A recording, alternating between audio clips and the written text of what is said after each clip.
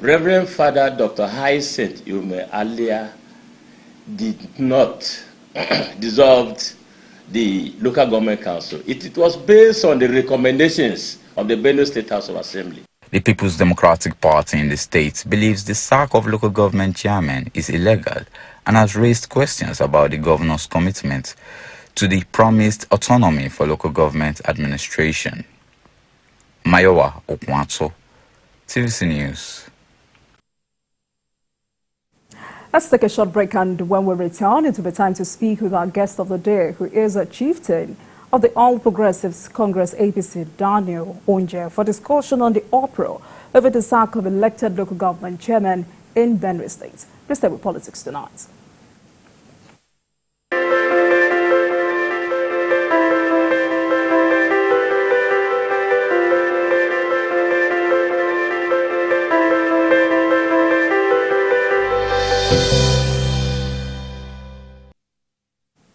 Welcome back to Politics Tonight. Thank you so much for staying with us. Our conversation tonight is focused on Benue State and the uproar over the sack of elected local government chairman in that state. And right now I am joined by the All Progressives Congress APC chieftain, Daniel Onje. Thank you so much for joining us, Mr. Daniel.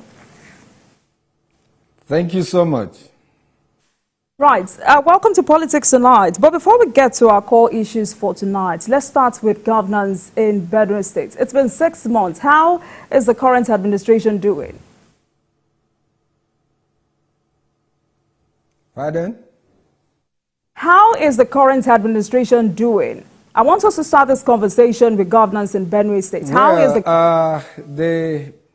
the current administration is doing very well. It has taken up very smoothly, and the Benue indigents are already feeling the impact of the deliverables from the government of Reverend Father Hyacinth Alia. In so many ways. Before the inauguration of Reverend Father Alia, is a notorious fact that is known to everyone in Nigeria that Benue workers were owed salary for several months at both local government and the state level. But as I speak to you here today, Reverend Father Alia had been able to clear the backlog of salary arrears, and also he has since began to also pay pensioners their pensions. So hitherto, the pensioners were left in a very, very hopeless situation. Quite a number of them even died in the process of expecting their due from the state. So he's giving the Benue workers a new lease to life. Everyone seemed to be very, very happy with Reverend Father Hyacinth Alia. And beyond the salary and the pension payment, he has also initiated new innovatives to governance. And these initiatives hold a lot of promises. Like you know, there is time lag in policy formulation. It's an economics term, the time lag, starting from when the policy is pronounced and to its maturity. So some policies have been pronounced, and then the processes have commenced in terms of infrastructure, in terms of agriculture, in terms of the health sector, in terms of education. So we are just taking off in Benue State, and he's very much on track. And then we're very hopeful that at the end of the administration of Reverend Father Hyacinth Alia, the situation of Benue State will have been turned around. But you can see, you no longer hear about herdsmen, killings, and all of it. For us, it is a situation of when the righteous rules, the people rejoice. Indeed, a righteous man is on throne, and the Benue people are rejoicing. We are very hopeful that a lot will be achieved under the Reverend Father Hassan Alia administration. Thank you. Right. Also, how will you describe the governor's style of leadership since he assumed office? Well, very astute. I commend him. He's done well in the political front. He's also done well in the act of governance.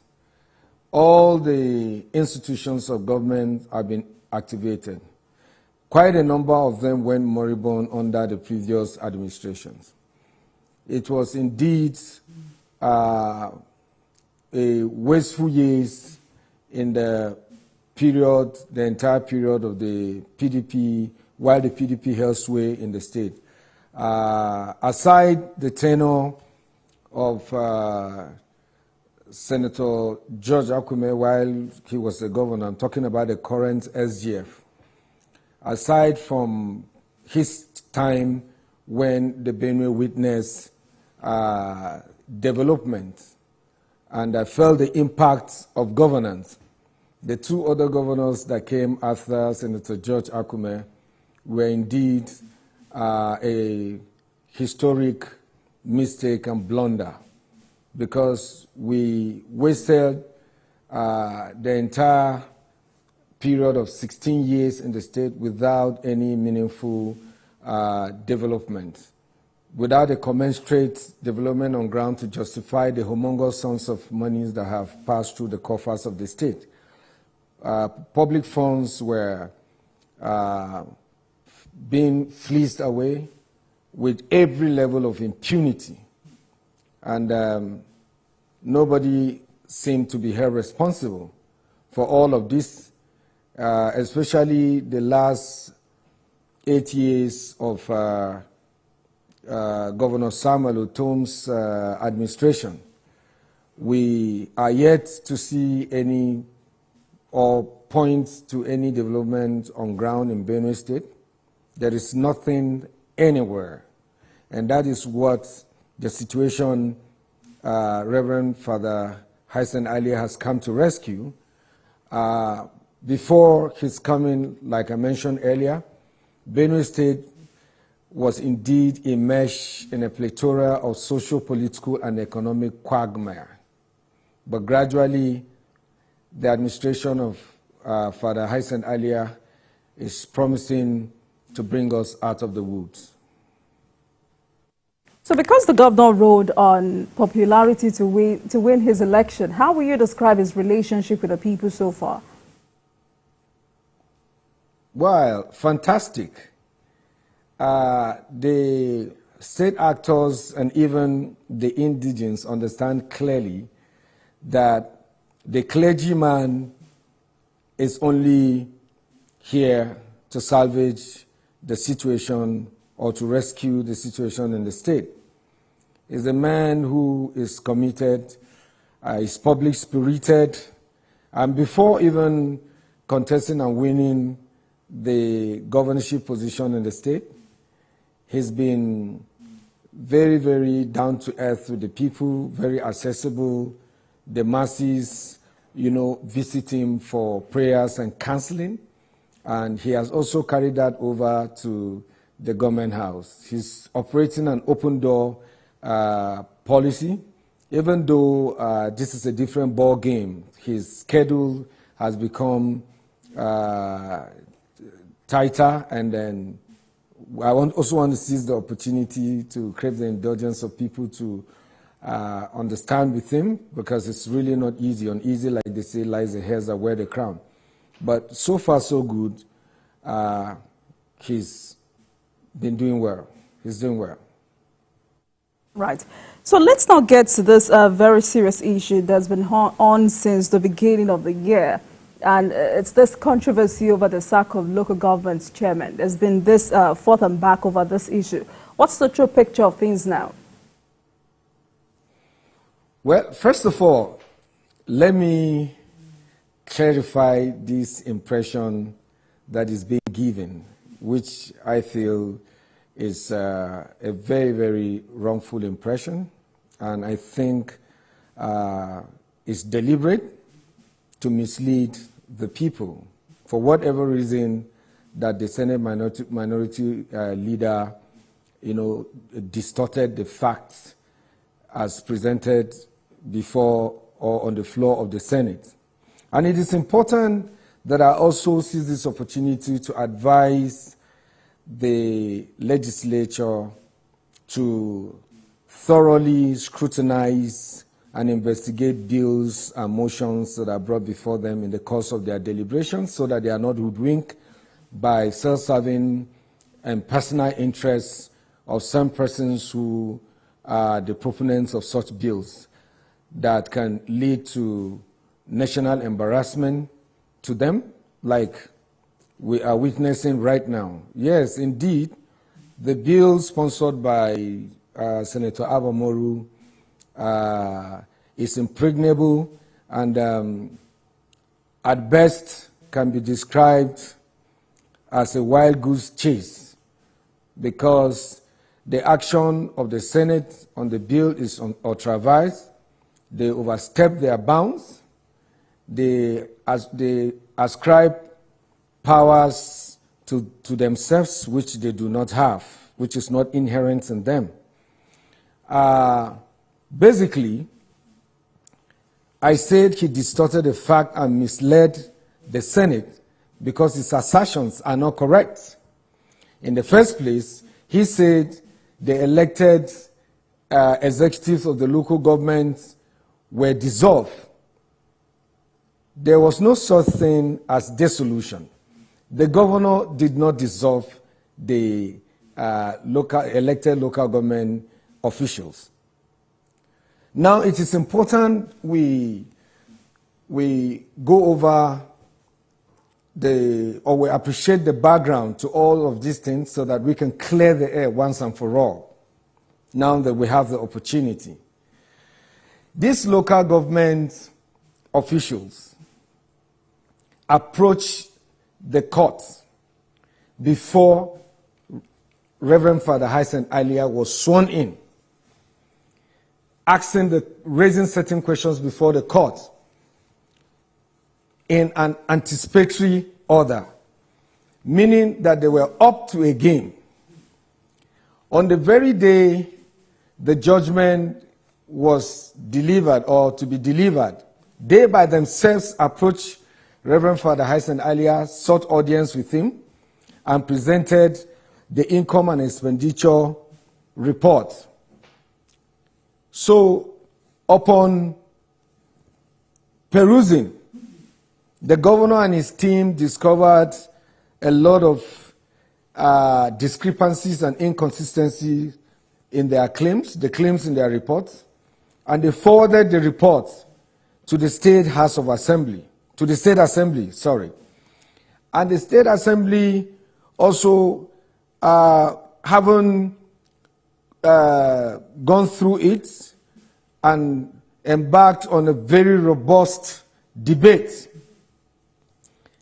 They did their preliminary findings and discovered that indeed there was a lot of wrath in the local government. So they referred the report to the ad hoc committee of the assembly, which also carried out further investigation, including going into the field to assess the capital projects, some of the social interventions, the local government chairman, the advice, and even the legislature at the local government level claim to have embarked on or executed. But what was discovered after the several billions of taxpayers' monies that have gone into the coffers of the various local governments in the 23 local government, there was nothing on ground to justify government spending or to show the value for government spending. So the elected chairman the so-called elected chairman in quote, were invited to come and answer some questions.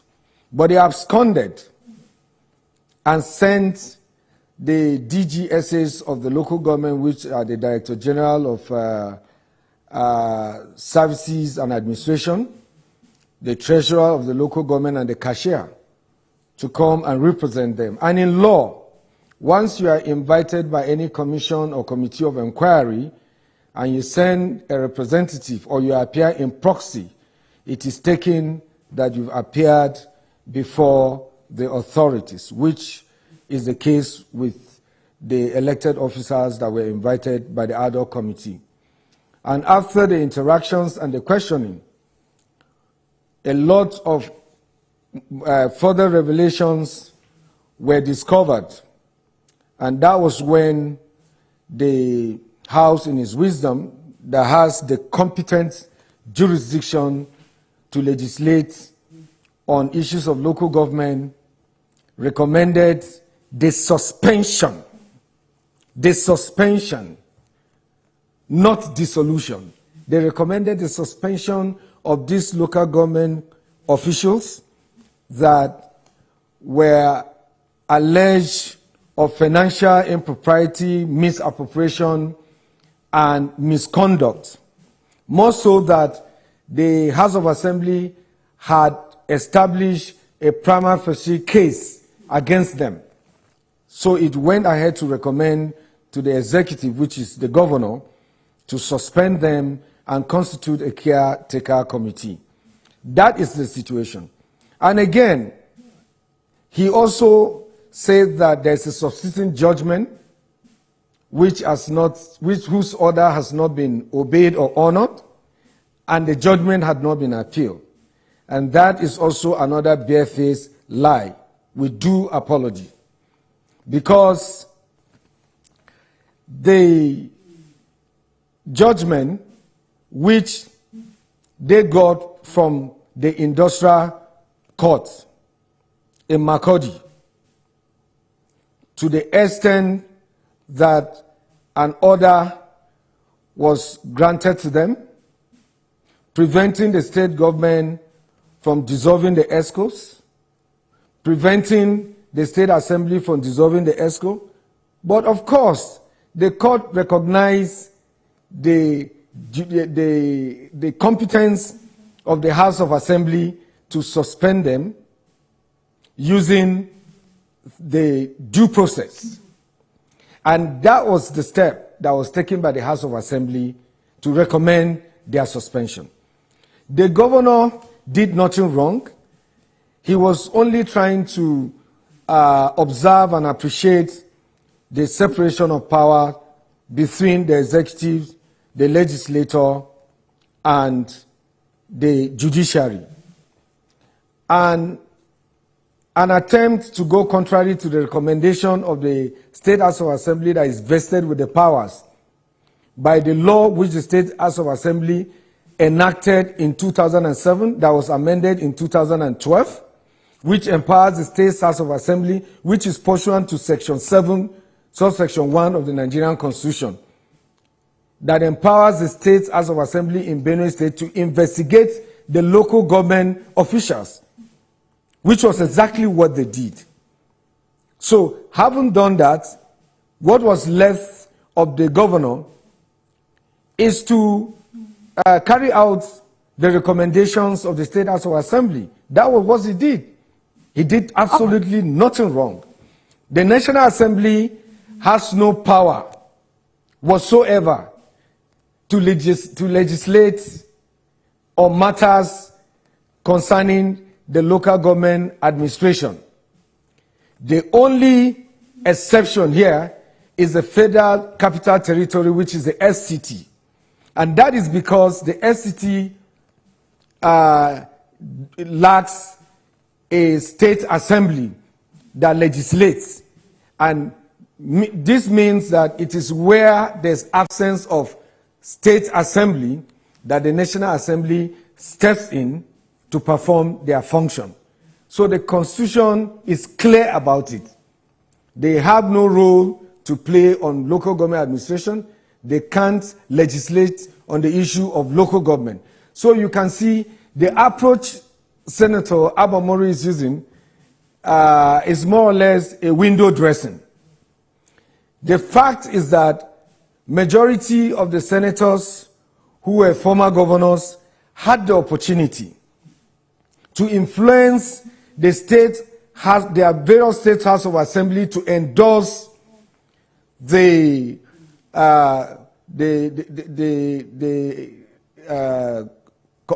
law, the amendment which the National Assembly pursued in the 9th Senate, and we must commend the 9th Senate. Indeed, they showed commitment for local government autonomy, but their effort was frustrated at the state assembly level. And some of these governors who just rounded up their tenure are in Senate now, who ordinarily would get their state assembly to do the bidding of their interests, but failed to persuade or convince the state assembly to endorse the local government autonomy. So anything outside the local government autonomy is just window dressing. It will be effort in futility. The issue that Senator Abamoro made heavy weather of, making or creating mountain out of a molehill, amounts to nothing, because it is basically a cosmetic approach.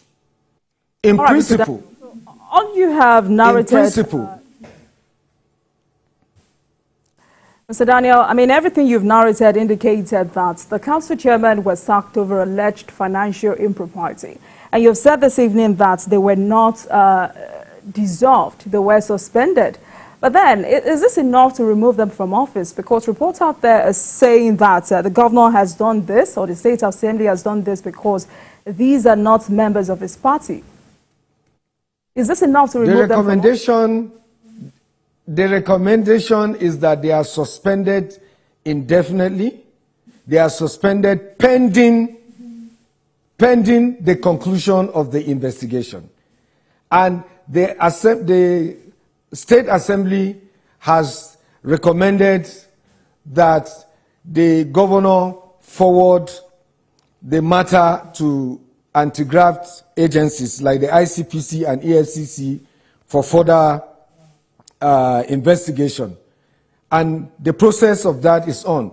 These are local government chairmen and the executive who ought to be cooling off in the correctional center by now.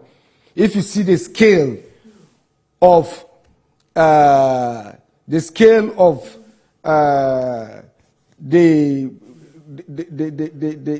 conspiracy, the grand conspiracy to Daniel, they did in shortchanging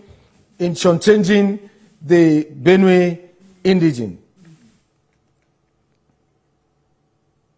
Right, so my question was, is this enough to remove them from office? That's the question. Is this enough to remove them from office? Yes, the State Assembly is vested with the power to investigate the local government officials.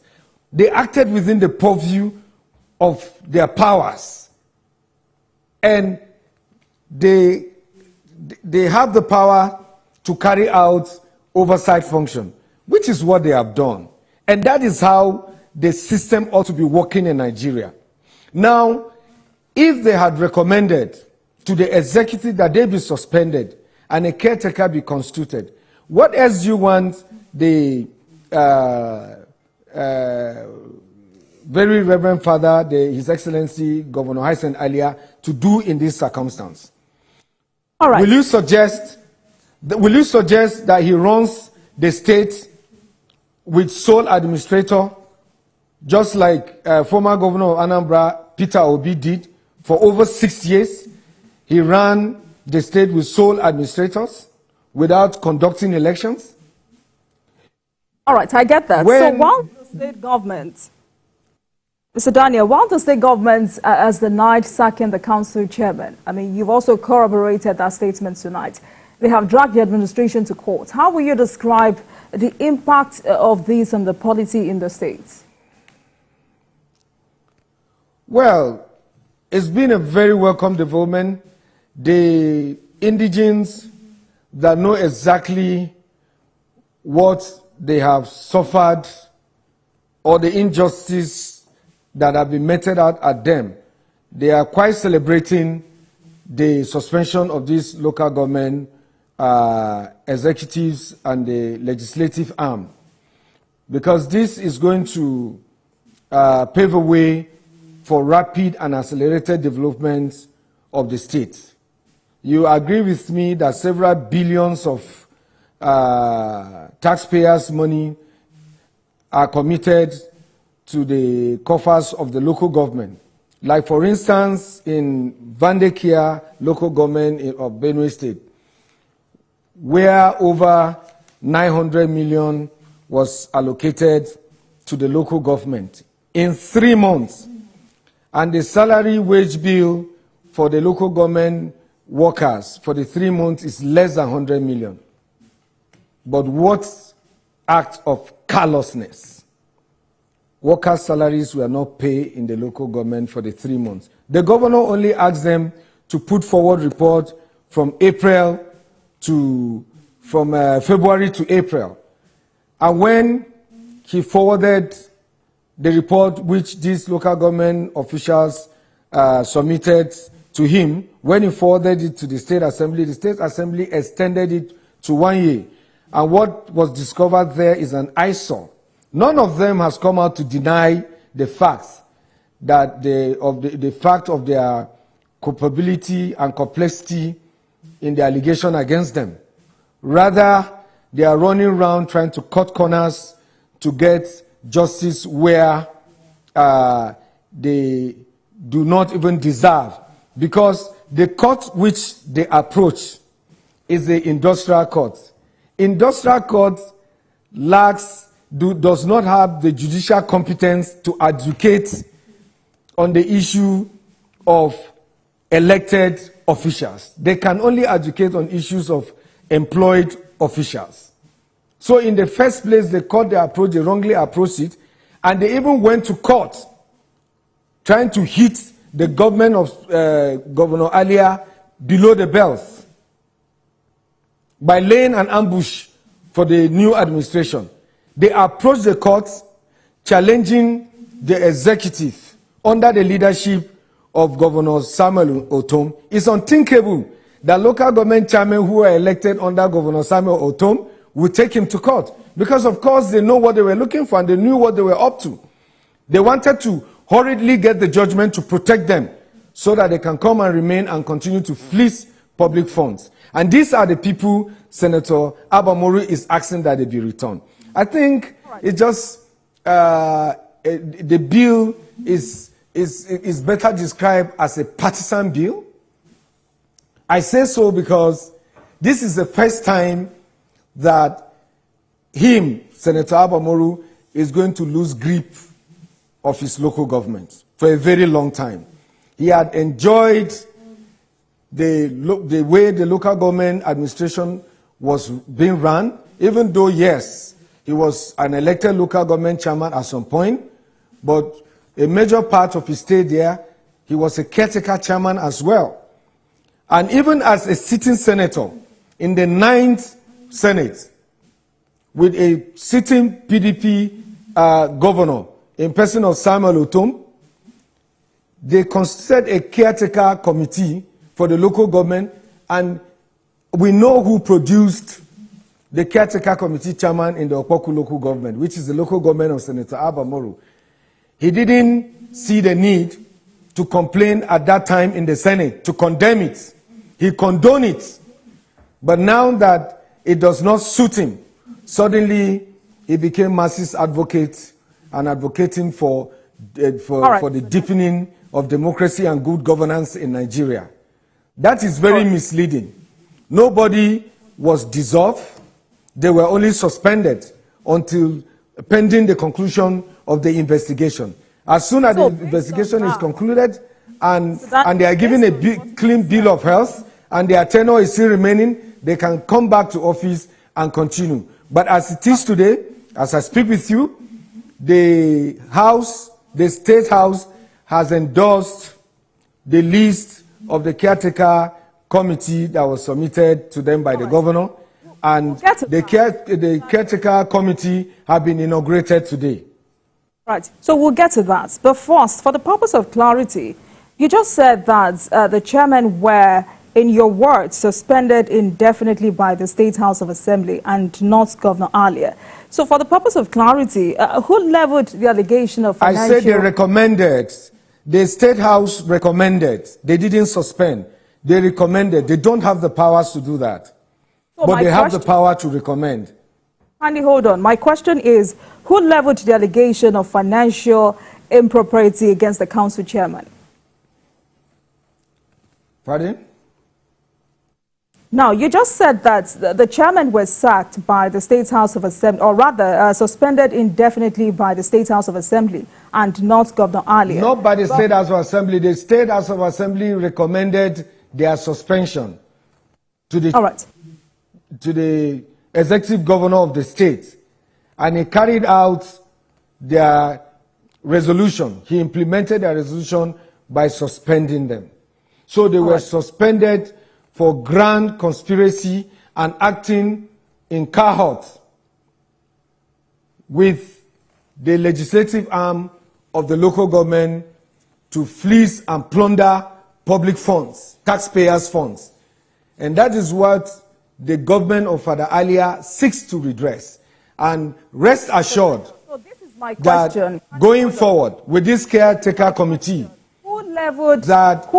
Benue State is going to witness a very rapid development in the state. All right, so this is my question. Who leveled the allegation of financial impropriety against the council chairman? Well,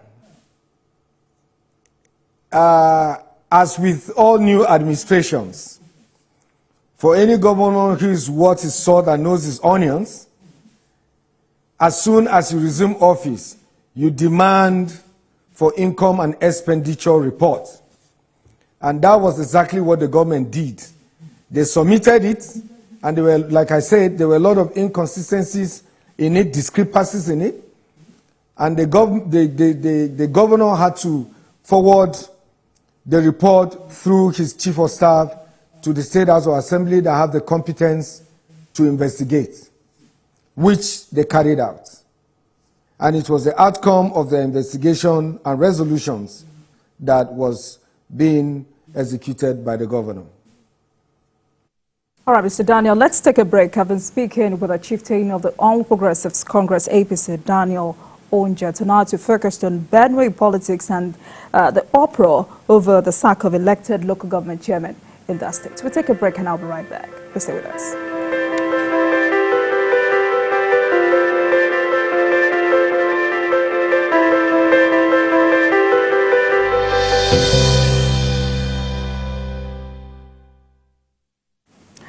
Thank you so much for staying with us. This is Politics Tonight, where we dig and go beyond the headlines for informed analysis of major political stories in Nigeria. And tonight we focused on the uproar over the sack of elected local government chairman in Benue State. And I've been speaking with a chieftain of the All Progressives Congress, APC, Daniel Onje. Mr. Daniel, earlier before we went on that break, you said the Caretaker Committee has been inaugurated today. Is that correct? Yes. Right. But why is the governor's own party members against the nomination? That may be a segment of the party faithful that probably lost out in their interest. We can't all occupy the same office. So many people are spare, but only one person will get into the position to occupy. The party, under the leadership of the state chairman, initiated a meeting of an expanded stakeholders meeting in Benue State, which attracted all the critical stakeholders in the states, in Makurdi, under one roof to deliberate on the modalities for appointing the caretaker committee for the local government. And the governor, in his wisdom, decided to allow the party, to give free hands to the party to operate, even though it is his prerogative or within his powers to pick just anyone he feels he can work with. But he gave free hands to the party. He asked the party to go nominate 3 persons for each positions, so that out of the 3, he can pick one for each of the positions. And on the very day of the stakeholders meeting, he asked the lease be submitted to him. So all the local governments that came retired back to their various camps and groups to make decisions and submit 3 names for the caretaker chairman, vice chairman, secretary, and of course the supervisory councillors. These names were submitted to the governor, and it was out of these 3 names each for the local government that the governor picked one candidate for the various offices. How has he gone wrong? How else can a man be fair? That was exactly what the governor did. So those who lost out, who expected their candidate ought to have made it to the various positions, that didn't get that done, and most especially those who felt they were really very close, they are really very close to father, and that ought to have been, they ought to have been considered. But father is not playing politics of sentiment. It is not, for him, it is not business as usual. He's a man who has said repeatedly that after his stewardship as the governor of Benue State, he's going to return back to his calling as a clergyman. He's going back to the altar to serve mass. The reverend gentleman is a priest of Catholic Church. We are all aware. He served for 32 years before he contested and won the governor.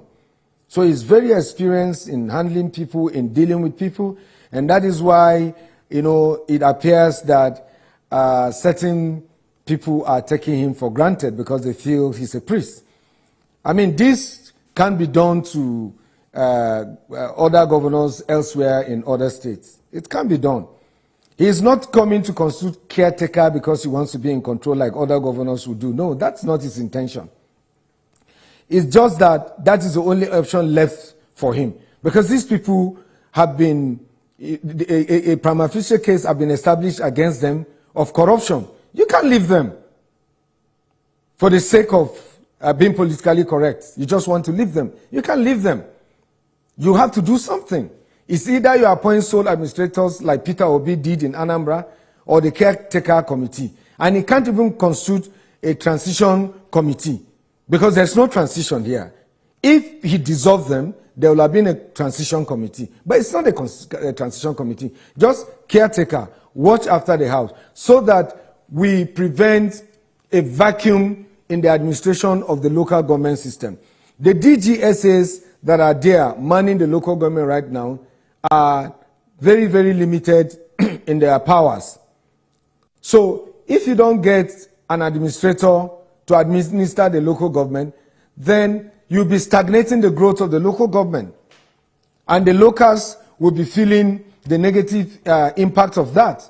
If the governor wanted, because with the DGSAs that are very limited in the powers for the operations, if the governor were to be selfish and is not operating a transparent and open door policy, the law backs him through his special advisor on local government and chieftaincy to pass directive to the DGSAs. So he can continue like that without constituting the caretaker committee, and he will be administering the 23 local government alone. But he felt the political space should be open for participation, so that other people can contribute their quota to the development of the local government. Like I've told you, just watch and see what happens in the next few months with this caretaker committee against those who are claiming to have been elected. In the first place, is there any election? in the local government, the local government system in Nigeria? Is there really any elections? Names were written. Did anybody compete with these people? Names were written in Benue State. And these same people that fleece public funds want to perpetuate themselves in office so that they can frustrate the administration of Governor Hassan Alia. He's been very resolute. He's not bothered about this. Governor Hassan Alia knows that President Bola Tinubu is a seasoned politician, seasoned administrator, seasoned public servant. He knows more than those who are pushing him to carry out such directive by suspending the allocation of Benue State local government. He knows more than that. Mr. President will not play to the gallery. While the governor of Lagos State, he created more states, and the federal government suspended allocations to the Lagos State. The Attorney General of Lagos State sued the federal government. They joined the Attorney General of the Federation, and Lagos State won the case, and the Supreme Court directed that they be paid their money. And also the Supreme Court has held that Mr. President has no powers to withhold or suspend the allocation of any tier of the government. All right, well noted. Now let's take another. When we come back, we will continue this conversation. Please stay with us.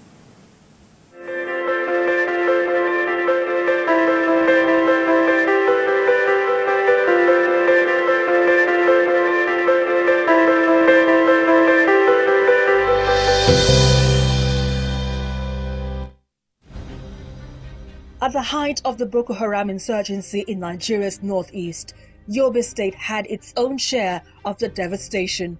In an exclusive interview with TVC News' Babajide Kolade Otitoju, the state governor, Mai Malabuni, provides a deeper insight. Out of the 36 states, you will agree with me that after Borno, it is Yobe in terms of devastation, then Adamawa State. For Governor Buni, the debilitating impact of insurgency is better imagined and incomparable with other security threats across the country. You know, the Boko Haram insurgency, what makes it different and what makes it difficult is because they are looking for who to kill or to die with. According to the governor, the Boko Haram threat remains, and it has assumed a greater international dimension. There is this illicit transaction going on along the borders. So it's the transborder crime that, of course, the Boko Harams are now capitalizing on to infiltrate.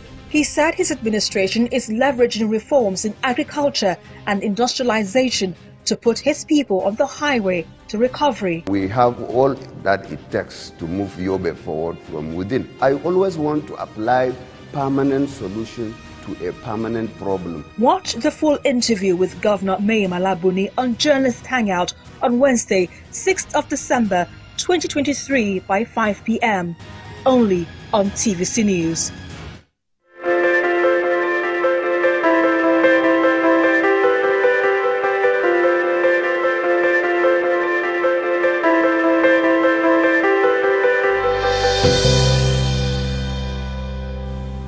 Welcome back to the final lap of politics tonight, and I've been speaking with a chieftain of the All Progressives Congress APC in Benue State, Daniel Onje. Tonight we're focused on the uproar over the sack of elected local government chairman in Benue State. Mr. Daniel, a few minutes to wrap up, but isn't it interesting to see that APC chairman in all the 23 local government areas of the state distanced themselves from appointment of the Caretaker committee by the governor?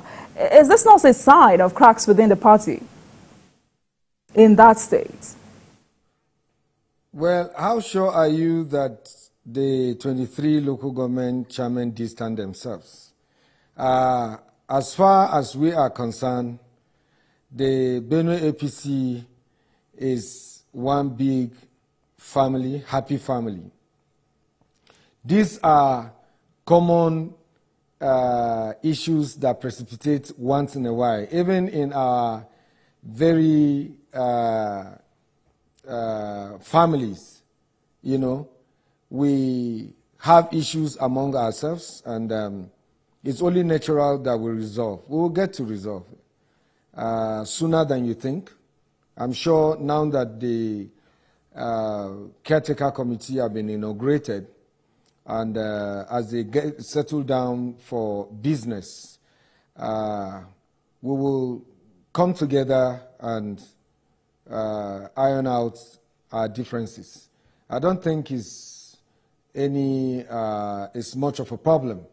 There is no problem per se. It's just the usual rift that precipitates or occurs amongst party members. So we'll resolve it. We'll resolve it. So we can't before we afford go to play. This caretaker committee, we can't afford to play or undermine this victory we've gotten. We've been in opposition for a very long time in Benue State, and this time around, we have gotten somebody who is public-spirited, a listening governor, just like Mr. President. So you agree with me that Mr. President have one of the most effective feedback mechanisms in the history of the presidents we have in this country. We've had situations in this country where, there are public outcry on issues, and it doesn't seem to bother the people at the helms of affairs in the country. But we can see the marked difference here, where there's a system of feedback, and Mr. President should be commended for that. He's doing very, very well. We are very confident that he will not be hoodwinked by the resolution of the National Assembly, because he knows too well that he does not have the power as Mr. President to stop the allocation to Benue. And no reasonable public officer would advocate the seizure of allocation to his state, particularly his local government, because the life of the people there, to a large extent, is dependent, albeit the stipends that drop, the crumbs that drop from the economic wastage and leakages we have via this corruption. But at least the primary health cares, they still run with some little Panadol and paracetamol and some common, over-the-counter drugs and the rest. They manage to just buy it after taking a larger part of the money. And also for the teachers, even though they don't receive salary on regular basis, but at least they hope that someday they can receive salary, keeps them going. So if you call for the suspension of allocation to the local government for a time, who knows? You are not being fair to your constituents. We're out of time. Because the teachers are going to go on strike and go home, and the students are going. So the essential social services in the state are going to be grounded. So how can somebody be advocating such for his people when he is a product of it and he enjoyed it, took benefit of it under a governor of PDP, under a PDP administration Daniel, that considered a caretaker, and he was in the Senate and he didn't see anything wrong with it? Mr. Daniel, we're out of time. Thank you so much for joining us this evening. It's been wonderful having this conversation with you. Thank you so much. Daniel Onje, Thank you so much. 15 in Benue State. Tonight we focused on the uproar over the sack of elected local government chairman in Benue State. Thank you so much for joining us this evening. And thanks a lot for watching. That marks the end of today's episode of Politics Tonight. But the conversation continues from here. Get in touch with us on Twitter at TVC News NG and at Olajumoke W using the hashtag Politics Tonight. We're also on YouTube at youtube.com/TVC News Nigeria. I am Olajumoke Olatuji. Good night.